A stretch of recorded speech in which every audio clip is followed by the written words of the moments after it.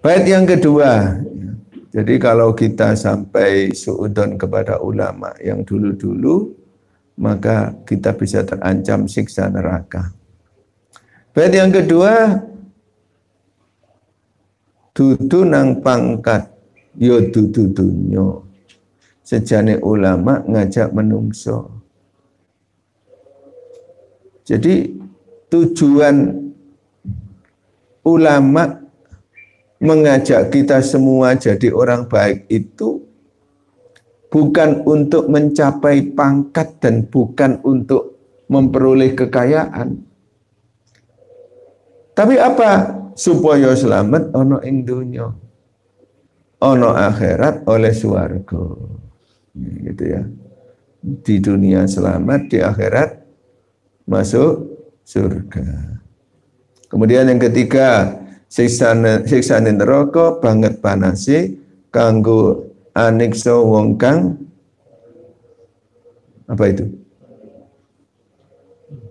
Do dewi. Wong kang do dewi. Wong kang do melayu saking ulama. Do dewi itu menyendiri itu loh. Enggak mau serawung dengan masyarakat yang baik-baik. Katanya tembone hati kumpulono wong kang soleh. Tapi tidak mau mendekat sama orang soleh. Ya, malah apa? Wong kang do melayu saking ulama, menjauh dari para ulama. Arah anerjang ing hukum syara, ya, akhirnya ya menerjang hukum-hukum syariat yang berlaku. Ya. Mungkin dimulai dengan ketidaktahuan, akhirnya disertai keberanian untuk melanggar. Kalau perlu mencari geng untuk melanggar syara itu, ya, melanggar syariat, hukum syar'i, hukum agama gitu. Bet Robi, ya bejo banget wong kang netepi manut ulama ing zaman iki. Begitu. Jadi kalau tadi saya katakan, ya, ar-ruju ilal Quran wal hadis, ar-ruju ilallahi war rasul. Itu mestinya maknanya harus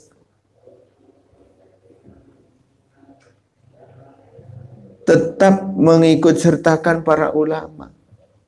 Yaitu tadi, bagaimana kita bisa rujuk kepada Al-Quran dan hadis kalau tidak memperhatikan dan tidak mengikuti dawuh-dawuhnya para ulama.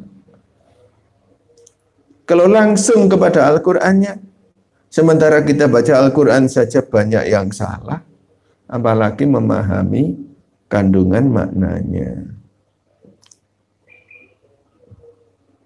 Jadi untung yang manut sama ulama.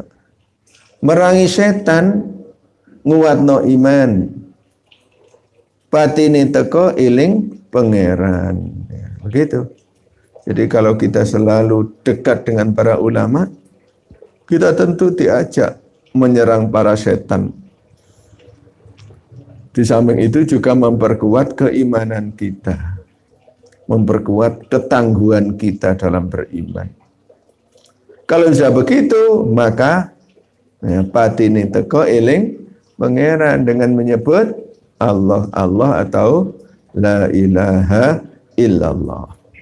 Yang kelima, atine terus ngucap Allah, eling ing Allah, eling ing Allah. Ya, mengikuti thariqah kan. Diarahkan kita itu untuk selalu mengucapkan Allah, Allah. Setiap saat kapan saja, di mana saja berada. Ya, di mana saja berada itu ya di tempat keramaian maupun di kesunyian. Ketika dalam kesendirian maupun ketika bersama orang banyak. Kalau sendiri dalam keramaian, apa bisa begitu ya? Sendiri dalam keramaian. Ya bisa saja ya. Orang banyak di keramaian itu sedang melakukan kemaksiatan, ternyata kita selalu ingat Allah. Itu menyendiri dalam keramaian. Itu sangat luar biasa, itu bagus. Zaman sekarang ya begitu ya. Wiritan zaman milenial gitu itu ya. Gitu. Kalau dulu ya dibuat tempat uzlah, tempat berkhulwah ya, yang terkenal begitu itu Ketapang ya. Sampai-sampai torikohnya itu disebut khulwadiyah. Karena memang sangat dominan khulwahnya itu. Ya. Kemudian ada lagi di Ciliwung. Ya. Di Ciliwung di Baitur Rahmah itu juga begitu. Ya. Ada khulwahnya itu ya. Sepertinya sampai sekarang juga masih. Itu artinya bahwa berkhulwah itu maknanya ada dua. Ya. Ada yang menggunakan makna letterlek, ada yang menggunakan makna kontekstual. Ada yang tekstual dan kontekstual. Kan diterangkan dalam kitab Irsyadul Ibad itu ada seorang hamba yang ada di kedalaman laut yang sangat dalam itu. Sampai berapa tahun, 200 tahun atau 500 tahun di situ. Oleh Allah disediakan fasilitas yang luar biasa. Ya. Tapi begitu malaikat disuruh berangkat, ya. Kamu berangkat saja ke sana, temui dia, ya. Beritahukan bahwa dia akan saya masukkan surga karena rahmatku. Gitu ya. Tapi dia tidak mau dimasukkan surga karena rahmat Allah. Ya kira-kira kena pengaruh hidup di dunia ini. Ya, menjadi orang yang apa namanya? Tidak mau ngerepoti wong liya. Nah itu bagus itu, tidak mau merepoti wong liya. Gagelem disaakeni lah karepe ya. Bagus kan kalau di dunia. Lah ini disaakeni Gusti Allah enggak mau kan kacau ini ya. Jadi beritahu oleh Allah, kamu masuk surga karena rahmatku. Mboten Gusti. Elek-elek kula niki lek ibadah nggih pun dangu gitu ya. Akhirnya apa? Akhirnya malaikat kembali matur kepada Allah. Loh, kalau dia nggak mau ya sudah, nggak mau dimasukkan surga, di mana tempatnya? Ya tentu kan neraka gitu ya. Nah kalau dia mengandalkan amalnya, coba malaikat dibanding saja antara amalnya yang sekian ratus tahun itu dengan nikmat matanya saja ya, dengan nikmat matanya. Setelah ditimbang ternyata jauh lebih berat nikmat mata daripada nilai ibadah yang telah dia kerjakan beratus-ratus tahun itu.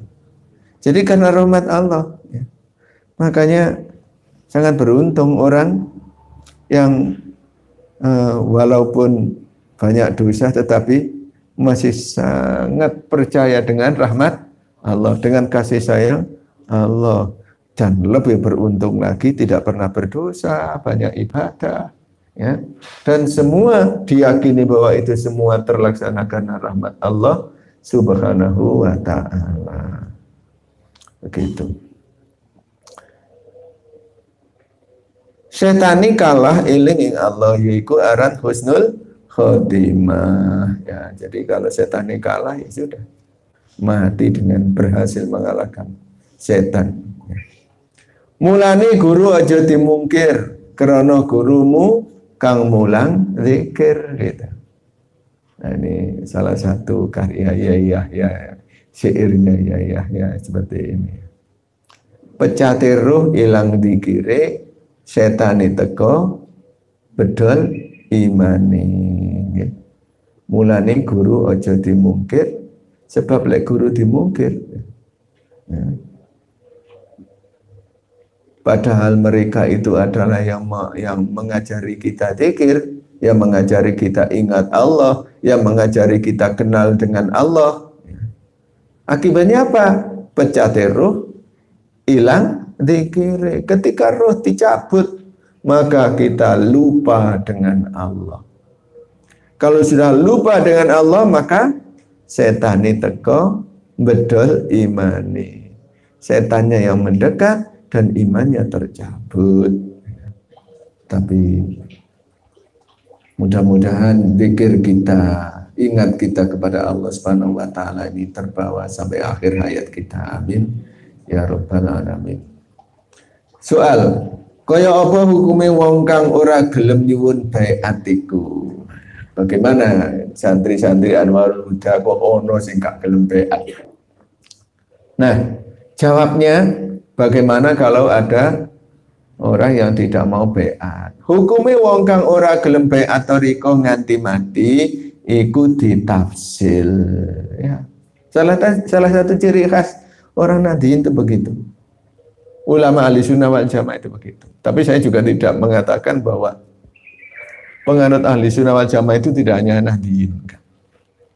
Ya. Bagaimana Muhammadiyin gitu ya. Ya mereka juga ahli sunnah wal jamaah. Gurunya juga sama. Ya. Sama-sama Kiai Soleh Darat. Ya. Gurunya Mbah Hasim dengan ya Ahmad Dahlan kan juga sama-sama Mbah Khalil. Nah karena itulah kalau ada sesuatu yang terjadi sebagaimana pertanyaan ini, ada orang Islam dibaiat kon nggak mau, itu jangan a priori mengatakan sesat, itu jangan.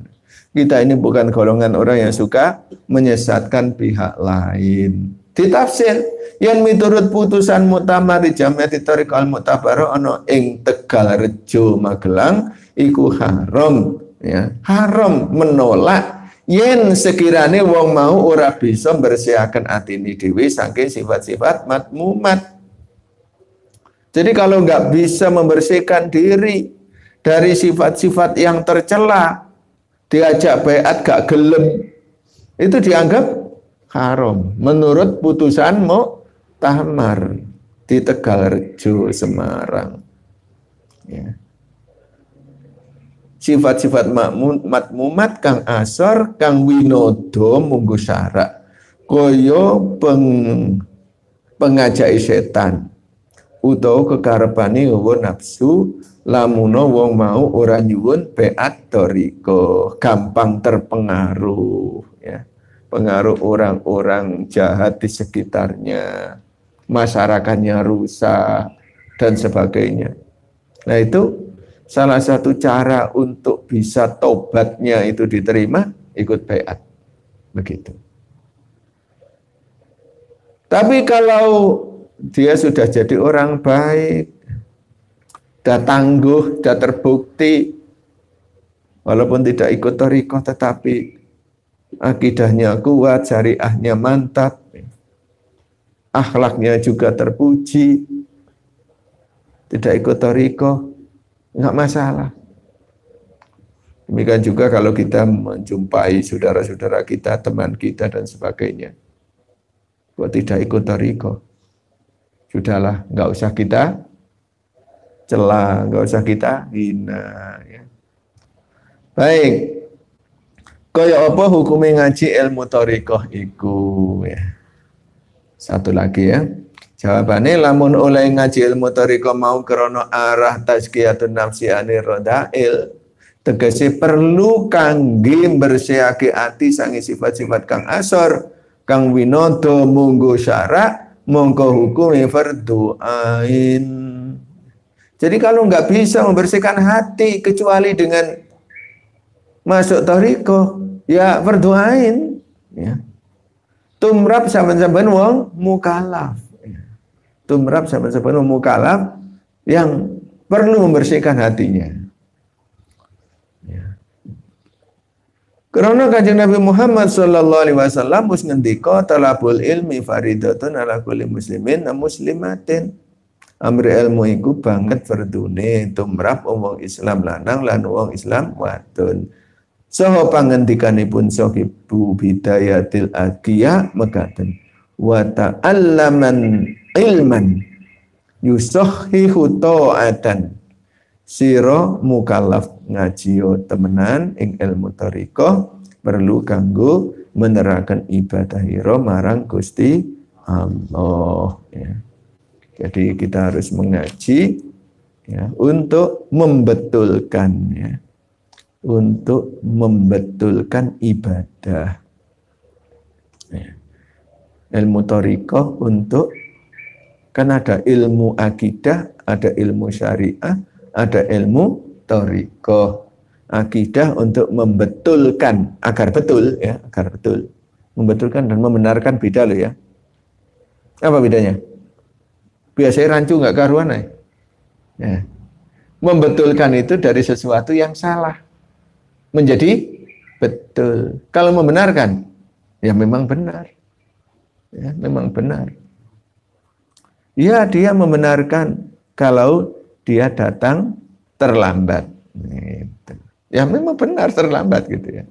Itu bedanya betul dan benar. Maka yang namanya muradif, yang namanya sinonim ya, sejak zaman dulu sampai sekarang juga pasti ada perbedaannya. Sudah dan telah tentu beda. Ya. Ada kesamaannya, ada perbedaannya. Sesudah itu, setelah itu sama. Ya. Tapi kalau menyudahi, apa maknanya? Mengakhiri ya? Apa ada menelai? Nggak ada ya. Gitu. Demikian juga mufradat dari bahasa yang satu dengan bahasa yang lain. Karena itu dalam ilmu terjemah, ya, di dalam ilmu terjemah, karya terjemahan itu tidak ada yang berani mengklaim kebenarannya itu 100%.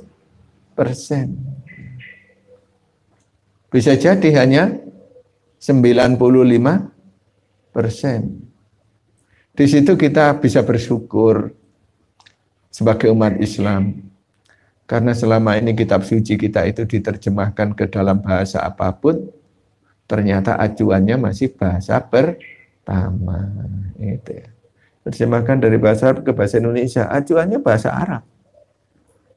Demikian tambahan ilmu pada pagi ini, mudah-mudahan diberikan kemanfaatan oleh Allah Subhanahu wa taala, jadi ilmu yang berkah, jadi ilmu yang oleh karenanya Allah selalu menuntun kita ke jalan yang diridhoinya. Amin.